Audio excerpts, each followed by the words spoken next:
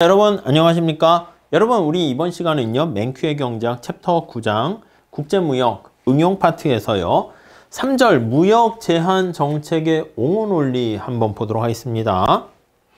우리가 앞서 살펴본 것처럼 자유무역을 하면 다 이렇게 이득을 얻게 돼. 물론 이제 손해를 보는 사람도 있습니다. 근데 그 손해보다 이득의 크기가 더 크기 때문에 자유무역이 훨씬 더 바람직하다 이렇게 되는데, 근데 그 반대로 무역을 제한하는 무역 장벽을 쌓는 게 더 낫다 이렇게 옹호하는 사람들도 있습니다.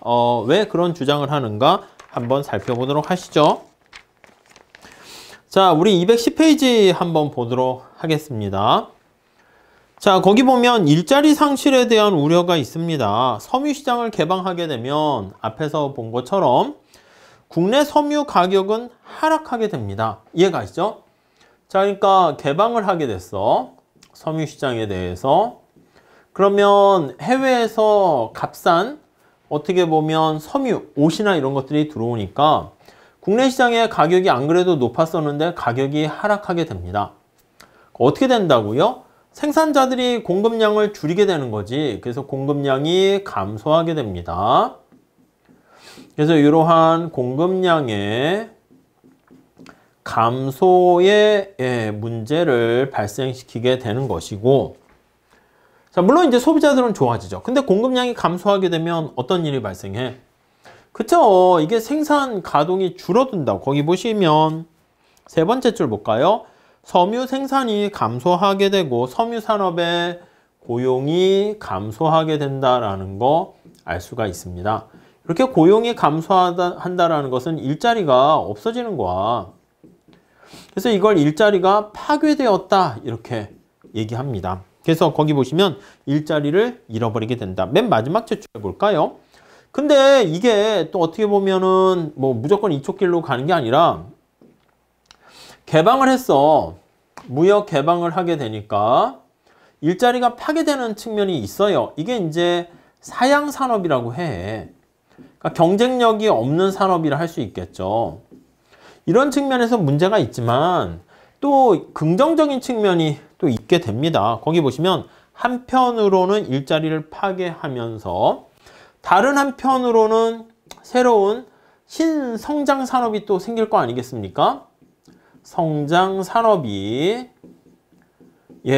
등장하게 되면 새로운 일자리를 창출하게 되는 효과를 보이게 된다. 이렇게 보시면 되겠습니다.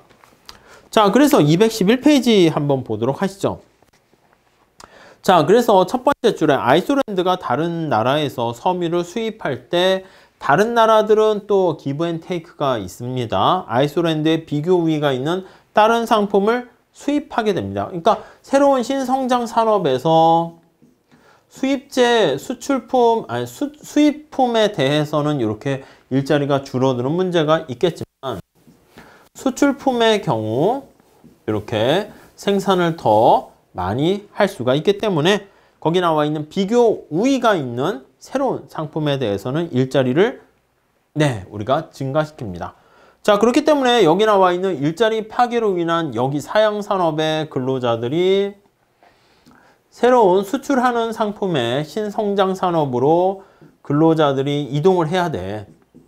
근로자들은 이동을 해서 이쪽 산업에서는 일자리가 별로 없어지니까 여길 떠나서 일리 가야 됩니다. 물론 새로운 신성장 산업으로 가는 가운데 어떻게 보면 비교 우위가 있는 산업으로 가는 가운데 새로운 교육을 받아야 된다거나 학습이 필요하거나 경험이 필요하게 되면 그 순간에 잠시 일자리를 찾지 못할 수 있습니다. 그걸 나중에 우리 거시경제학에서 뭐 마찰적 실업 이렇게 얘기할 겁니다. 아니면 구조적 실업 이렇게 얘기할 건데, 그래서 정리를 하게 되면 네 번째 줄에 자, 결론. 단기적으로 봤을 때는 거기 일부 근로자들에게 고통을 주겠지만 일부에게는 고통이 되겠지만, 이해되십니까? 아이슬란드 전체 국민들은 이득을 얻게 된다라는 것을 알 수가 있게 됩니다. 또 그다음 단락에 보시면 자유무역에 반대하는 사람들은 종종 무역이 일자리 창출한다는 거에 회의적이기도 합니다. 왜냐면 이렇게 얘기하죠. 야, 우리가 이쪽에서는 문제가 되는데 일자리를 창출한다고? 야, 우리보다 잘하는 나라가 전 세계에 얼마나 많은데. 그래서 이거에 대해서 의문을 가질 수가 있지만 또 이 문제는 어떻게 된다? 그래요. 절대우위 입장에서, 절대우위 측면에서 봤을 때는 그런 생각을 할 수 있어. 근데 우리가 챕터 3장에서 다시 보면은 절대적으로 모두 열의에 있는 어떤 국가나 어떤 사람이라도 비교우위, 상대적으로 우위는 반드시 존재한다고요. 그래서 반드시 존재한다라는 것을 알 수가 있습니다. 이해 가시겠죠? 여기서 그런 것들 때문에 거기 나와 있는 것처럼 절대 우위와 상관없이 맨 마지막 째줄에 궁극적으로 모든 나라의 근로자들은 그 나라에서의 비교 우위가 있는 산업에서 더 많은 일자리를 찾을 수 있다. 이렇게 얘기를 할 수 있겠습니다. 네, 우선 그 정도 봐주시고 다음 국가안보에 대한 우려도 있습니다. 자, 첫 번째 줄에 보시면 어느 산업이 외국과의 경쟁으로 인해서 생존의 위협을 받을 때 자유무역 반대하는 사람들은 야, 지금 하는 게 국가안보에 꼭 필요한 거 아니냐 이럴 수 있습니다. 철강 산업 같은 경우 있잖아. 이 철강이 바로 뭐냐면 우리가 군수물자를 만드는데 총이라든가 칼, 탱크 이런 것들 만드는데 대포 만드는데 필수적인 산업이란 말입니다. 그래서 철강을 수입해서 총이나 칼, 대포를 만들고 있었는데 갑자기 이거를 수입하고 있었어. 요거를 수입하고 있었는데 수입하는 경우 만약에 거기 보시면 자, 세 번째 줄, 네 번째 줄 볼까요? 전쟁이 일어나면서 해외에서의 공급이 중단되었다라고 할게요. 해외에서의 공급이 중단 시 총과 칼을 만들지 못하잖아. 아이슬란드는 국방을 위해서 충분한 철강을 생산을 할 능력이 없게 되는 것입니다. 문제가 되는 거야. 경제학자들도 어느 정도 이해는 합니다. 그래서 다음 단락에 보시면 국가안보에 관한 정당한 우려가 있는 경우 어떤 주요 산업에 대한 보호는 필요하다. 그렇지만 여기 나와 있는 국가안보에 대한 우려로 인해서 보호무역을 하게 되면 예, 이 우려가 있긴 해. 오케이. 일본은 인정한다. 일본은 오케이, 인정. 그렇지만 경제학자들은 경제학 시각으로 봤을 때 경제학자들의 주장은 학자들은 이렇게 보호무역을 하게 되면 이 많은 보호무역에 대한 희생이 누구 위에 있다? 거기 보시면 네, 주요 산업에 대한 보호로 인해 가지고 많은 소비자들의 희생을 대가로 얻고자 하는 생산자라는 그 주장하는 사람들이 거기에 우려를 합니다. 그래서 일부는 인정하지만 의문을 제기합니다. 무슨 말씀이냐면 아니 이러한 문제 제기하는 사람들이 누구냐라고 하면 국방에 대한 우려를 제기하는 사람들이 제기자가 소비자면 오케이. 근데 소비자가 아니야. 소비자가 아니고 아니면 군 장성, 군 관계자다. 이렇게 되면 그것도 뭐 귀담아 들을 필요가 있는데 군 장성과 관련된 군 관계자가 아닙니다. 누군가 봤더니 거기 나와 있는 것처럼 네, 누가? 그렇지. 거기 보니까 실제로 군부는 방위산업의 소비자이기 때문에 저렴한 수입품으로 이득을 볼 수 있는데 아이슬란드의 철강산업은 누가 하는가? 사업자들이 주장하는 거야. 사업자들, 기업이죠, 기업. 얘네들이 주장을 하는 거야. 그러니까 문제 제기를 하는 사람들을 보니까 누가 이런 문제를 제기하는가? 이득을 얻으려고 하는 사람, 얻을 수 있는 사람들이 제기하는 거야. 그러다 보니까 뭐야 이거 니네들 이득 얻으려고 지금 저런 주장을 펼치는 거야? 해가지고 이상한데 의문이 생기는데 냄새 나는데 이렇게 되는 것입니다. 이해 가시죠?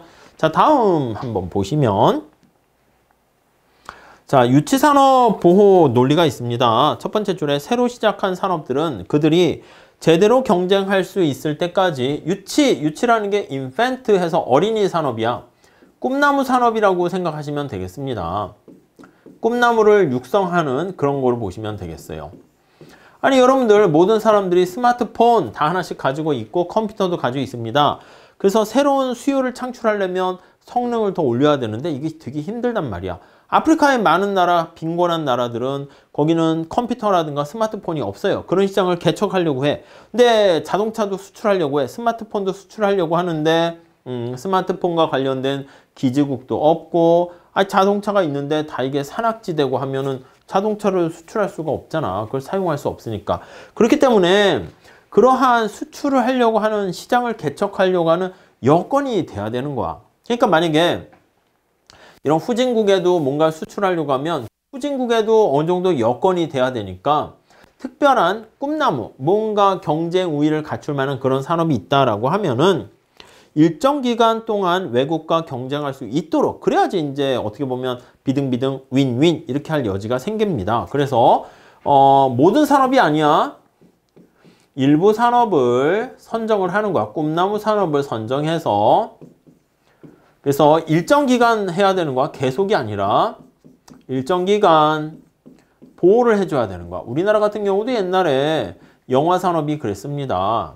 미국의 블록버스터들이 막 엄청난 자금력으로 이렇게 물려들면 우리나라 영화 산업 다 망한다. 이렇게 해가지고 뭐 스크린 쿼터제니 이런 거 실시했는데 뭐 어느 정도 일정 기간 동안에 성장할 수 있는 발판을 마련해 주고 여건이 되면 그 다음 이제 개방을 해서 윈윈 해가지고 우리나라 영화도 수출하고 뭐 미국의 블록버스터도 수입하고 이렇게 해야 된다는 것이죠.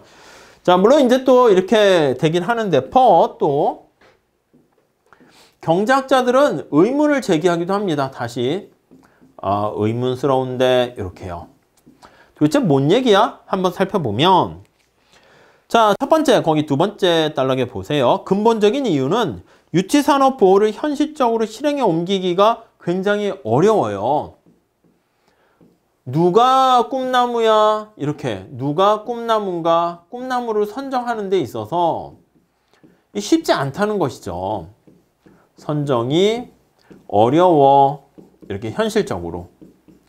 아니 우리 생각해 보시면 누가 꿈나무인지를 정부가 선정을 해야 되는데 거기 나와 있는 것처럼 누가 살아남고 경쟁력이 있는가 거기 보시면 피킹 위너스에서 승자 알아맞히기라고 보이죠. 누가 꿈나무인가를 정부가 봐야 되는데 어렵습니다. 그래서 거기 있는 것처럼 이러한 선정 과정에서 로비 같은 게 있을 수 있다고. 과정에서 로비와 관련된 뭐 이렇게 정치적인 영향력, 부정부패 이런 것들이 거기 들어올 가능성이 있습니다. 자, 그렇기 때문에 오히려 이게 쉽지가 않고요. 다음에 또 보다 근본적으로 의문을 제기하는 것은 자, 거기 보시면 밑에서 두 번째 줄 어떤 산업이 아직 성숙하지 못해서 외국과의 경쟁에 효과적으로 대응하지 못하지만 장기적으로는 꿈나무가 된다라고 하면은 장기적으로 뭔가 경쟁력이 있고 이익을 얻을 수 있다. 이렇게 얘기하는 거 아니겠습니까? 경쟁력이 지니고 그래서 좀만 보호해주면 이익 창출이 가능하다. 이렇게 얘기하는데 아니 이런 산업이 있으면은요 사실 정부가 보호해줄 필요가 없이 다음 페이지 첫 번째 줄 회사의 소유주들, 그러니까 투자자들 아니겠습니까? 아니 투자자들 여러분 생각해봐. 벤처 투자한다는 건 뭐야? 아니 투자자들은요 어느 정도 리스크를 감내한다고. 리스크를 부담하면서 내가 봤을 때 뭔가 경쟁력이 있을 것 같다라고 하면은요 그만큼 단기적인 손실을 감수하면서 투자하는 리스크를 부담하게 되는 모험가 정신 아니겠습니까? 이게 나중에 모험적인 어떻게 보면 투기 성향도 있지만 모험적인 성향도 지닙니다. 그래서 거기 나와 있는 것처럼 기업이 성장하기 위해서 보호 같은 조치 필요 없다는 거야. 알아서 거기 나와 있는 것처럼 해외에서 국가 보호 없이 스스로 서바이벌 할 수 있는 여건이 있다? 그러면 국가가 없어도 충분히 그러한 효과를 거둘 수 있게 된다. 이런 것들이 이제 경제학자들의 논리가 되겠습니다. 자, 그 다음 보시면 불공정한 경쟁 논리 이렇게 있습니다. 우리나라가 이제 미국에 수출을 하게 되는데, 여기 뭐 독일에서도 이제 자동차를 수출한다고 할게요. 독일에서도 자동차를 수출하고, 미국에서도 자신의 자동차 생산이 있고 이런데, 우리나라에서 만약에 현대자동차가 수출된다 할게요. 우리도 수출을 하는데, 수출 시 만약에 정부가 보조금을 지급한다라고 할게요. 정부가 보조금을 지급해요. 보조금을 지급한다라고 할게요. 자, 그렇게 되면 수출품 가격이 하락하는 거 아니겠습니까? 그러니까 독일이나 미국 국내 이 수입업자, 미국의 생산업자 입장에서는 수출 가격이 하락하게 되니까, 야, 이거는 불공정한 경쟁이다.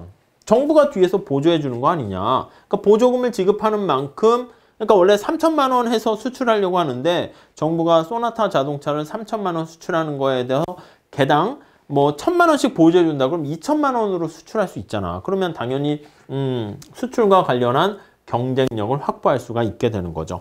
자, 여기서 국가마다 다 룰과 법, 제도, 규제 이런 것들이 다 다른데, 이렇게 보조금을 지급하는 감세 정책을 만약에 실시했다라고 하게 되면은, 그럼 다른 나라 입장에서는 야, 뭐야, 이거 불공정하잖아 라고 하는데, 가만히 보면 이 수출하는 국가의 기업은 좋지만 이 보조금은 어디서 나와요? 맨 땅에서 나옵니까? 아니, 여러분 생각해봐. 정부가 이것도 해줄게 저것도 해줄게 막 얘기하는데 그 돈 어디서 나와? 그 돈은 세금에서 나온다고. 그래서 거기 보시면 두 번째 단락에 볼게요. 아이솔랜드, 낮은 가격으로 외국에서 섬유를 수입하거나 뭐 이렇게 수출하거나 마찬가지인데, 이게 가만히 놔두게 되면은 누가 지는가라고 하면, 이게 텍스를 부담하는 납세자가 피해를 보는 거야.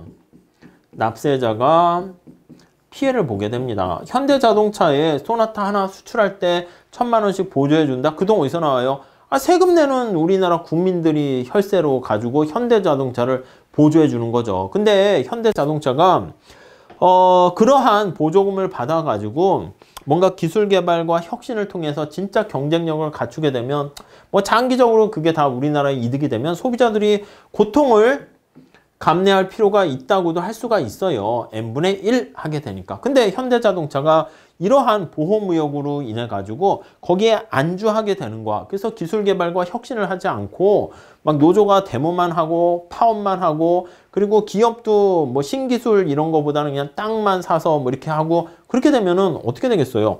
아, 이게 뭐야, 지속되기 힘들겠지. 그래서 결국 궁극적으로 이렇게 되면 오히려 미국과 독일은 막 투덜댈 게 아니라 정부의 보조금을 지급하는 한국에 마지막에 보세요. 항의할 게 아니라 감사 편지를 보내야 한다. 뭐 이렇게 역설적으로 얘기하고 있습니다. 아시겠죠? 그 정도 봐주시면 되겠고요. 자, 다음에 협상의 전략으로서 보호무역의 논리가 있습니다. 국가 간의 협상을 하는데요. 거기 보시면 무역 제한 조치가 필요하다는 또 다른 주장은 협상 차원의 논리에 근거를 두고 있습니다.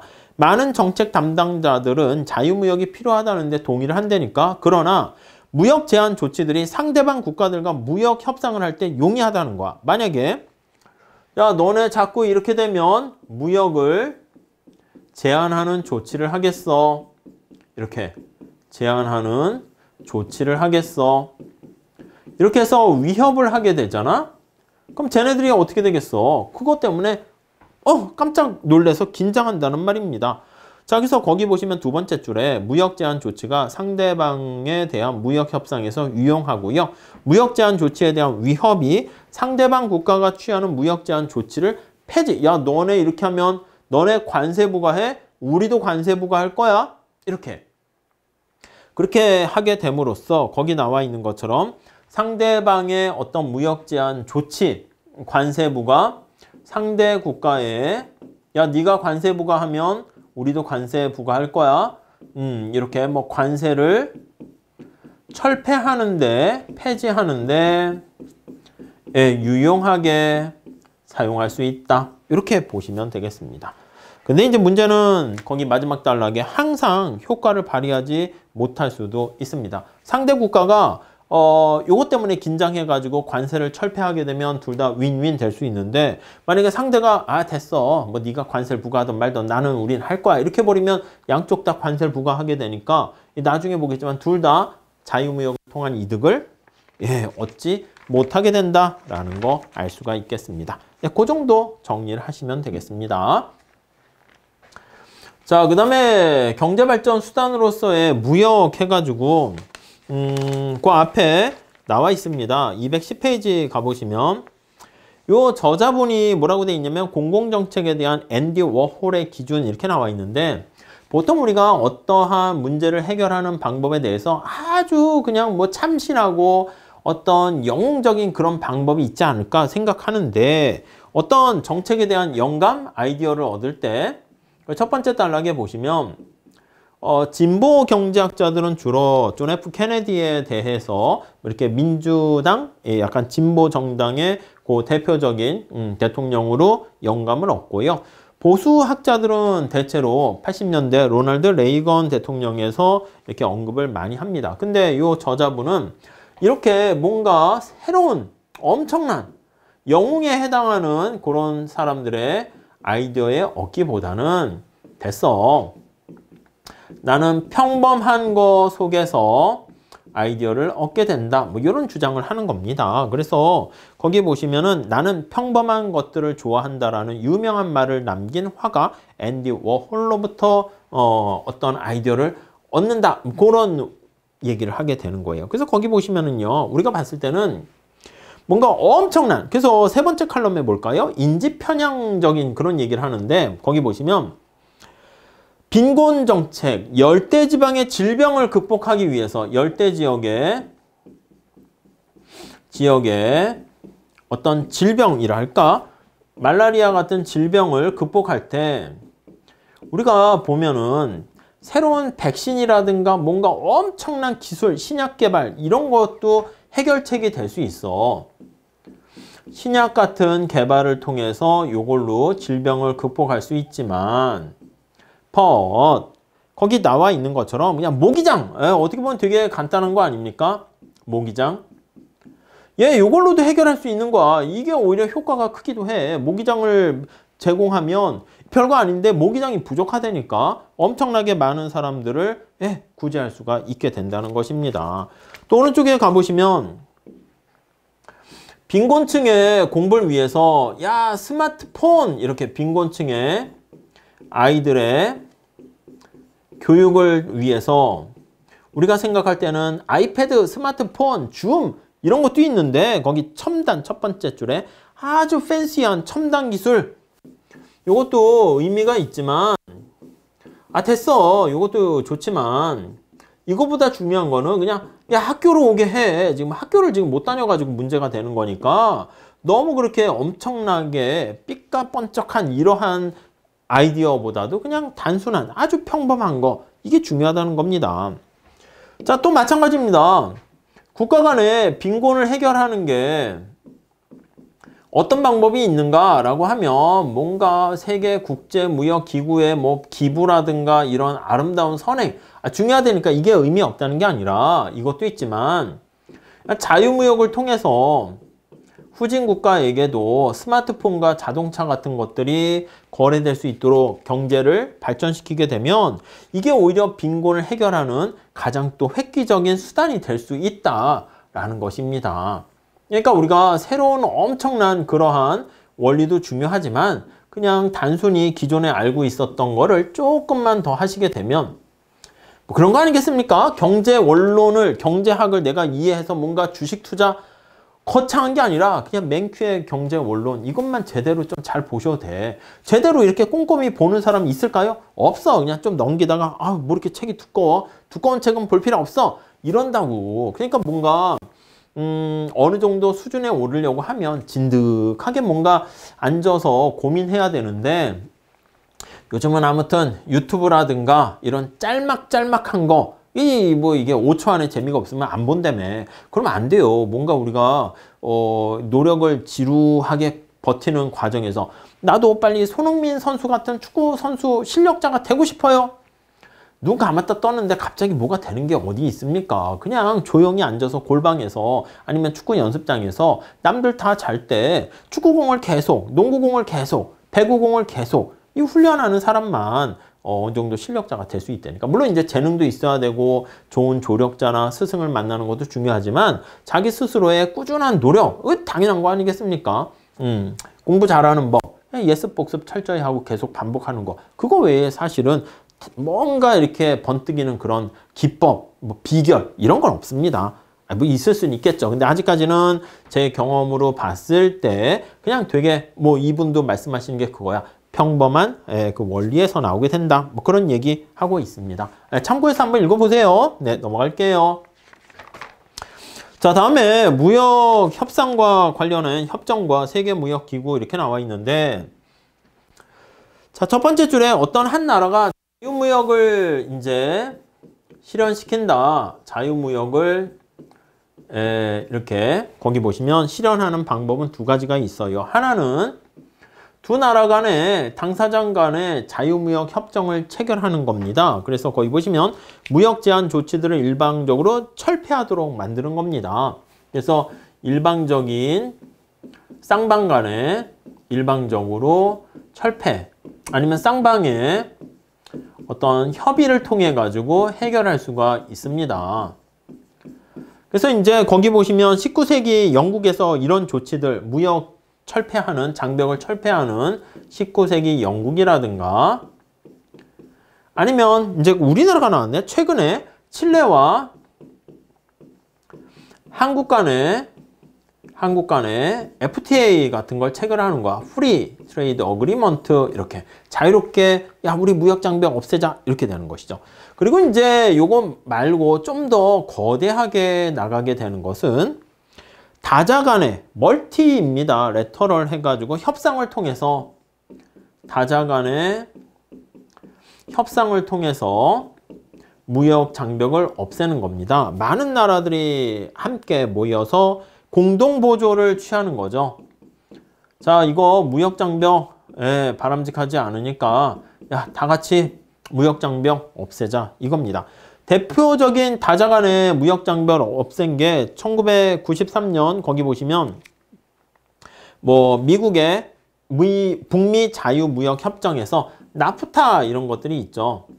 나프타 이렇게 미국하고요, 캐나다 그리고 밑에 멕시코 이렇게 해가지고 요거를 해결하게 되는 겁니다. 그래서 아니면 가트 이게 세계 대공황이 발생하게 된 많은 이유 중에 하나가 다른 나라가 관세를 높이니까 또 다른 나라도 보복 관세로 서로 관세율을 올리다 보니까 이게 거기 나와 있는 것처럼 자유무역에 역행하는 거야. 무역 장벽을 서로 높게 쌓게 되는 거야. 그래서 거기 나와 있는 관세와 무역에 관한 제너럴 어그리먼트 일반 협정에서 가트라고 하는데 이 자유무역을 촉진하기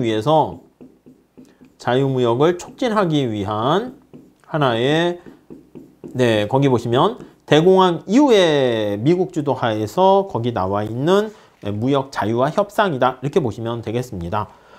그래서 우리가 거기 보니까 가트는 1930년대 대공황기에 부과된 각국의 높은 관세 장벽에 대처하기 위해서 이렇게 됐고요.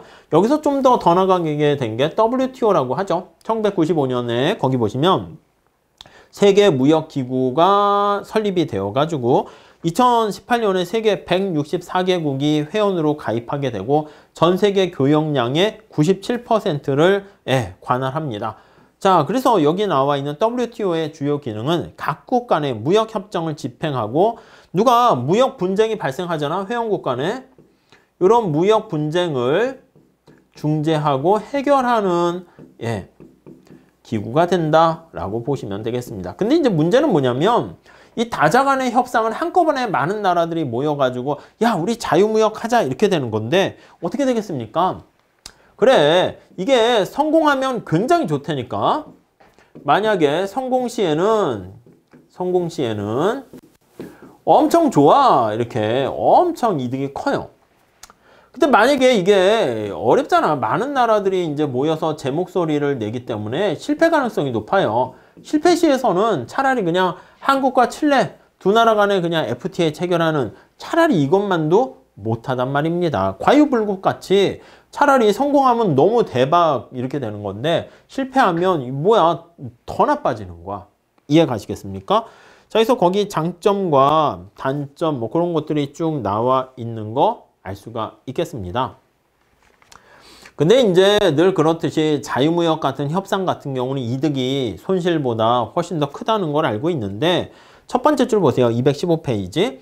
생산자들이 뭔가 소비자들의 이득이 커지는 건데 생산자들은 어떻게 피해를 본다 할게요. 근데 생산자들이 소수고 조직화가 잘 돼 있고 정치적 영향력이라든가 로비가 이렇게 막강하다 그렇게 되면 수익 관세를 낮추려고 하는 이런 어떠한 정책이 성공하기가 굉장히 어렵게 된다라는 거 알 수가 있습니다. 이해 가시겠죠? 참고로 보시고요. 자, 경제학자들에게 물어봤습니다. 거기 보시면 수입 철강과 알루미늄에 대해서 새롭게 관세를 부과하게 되면 미국인들의 후생 수준이 높아질 것이다. 예, 100% 경제학자들은 거기 보시면 관세 부과하면 미국들이 이제 트럼프 대통령이 관세 부과해가지고 미국이 행복해질 것이다 이렇게 정책을 하는데 경제학자는 아니다. 예, 이게 다 동의하지 못합니다. 예, 그렇게 돼 있고 미국이 맺은 주요 협정은 대부분 미국인들에게 혜택을 줬다.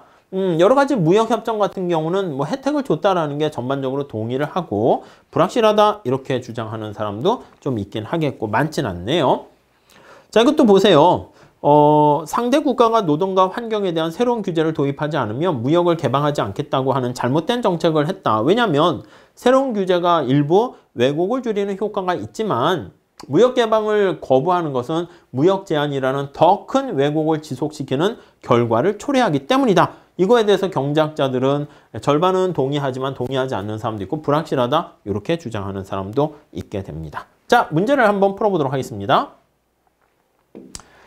자, 7번 릴리펫은 브록딩냉으로부터 로프를 수입하고 있습니다. 자, 로프를 수입하는데 브록딩냉은 정치적 이유로 로프 생산에 보조금을 주고 있어. 그래서 수입을 하고 있는데 보조금을 이렇게 주고 있어요. 정부가 지원을 해주는 거지. 릴리펫 입장에서는 가장 효율적인 정책은 뭐냐?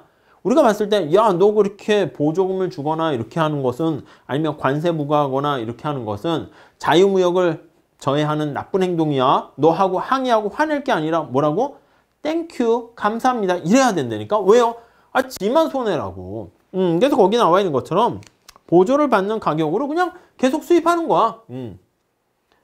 한국의 현대자동차가 미국에 수출하는데 1,000만 원 보조를 때려주는 거야. 그러면 미국 소비자 입장에서는 가격이 싸지니까 땡큐. 그 1,000만 원 차익만큼 누가 돈을 지원하는 거야? 한국 정부가 지원하죠. 그 돈 어디서 나와? 한국 국민들이 그만큼 다 고통을 감내하면서 미국 소비자들을 해피하게 만드는 거라고요. 그럼 좀 그냥 가만히 놔두게 되면 알아서 한국 정부 입장에서는 한국 소비자 국민 입장에서는 왜 내가 세금을 내가지고 미국 소비자들을 해피하게 만들어야 되는데 해서 이러한 보조금 정책은 지속되기 어렵다. 그러니까 가만히 냅둬 이 전략이 우리가 봤을 때는 아닌 듯한데 오히려 그게 효율적이라고요. 다음 8번 다자간 무역협정의 목적은 뭡니까? 예, 그냥 답은 이거죠. 각국의 관세를 다자간 동시에 인하해가지고 정치적 압력을, 보호무역에 대한 압력을 약화시키자.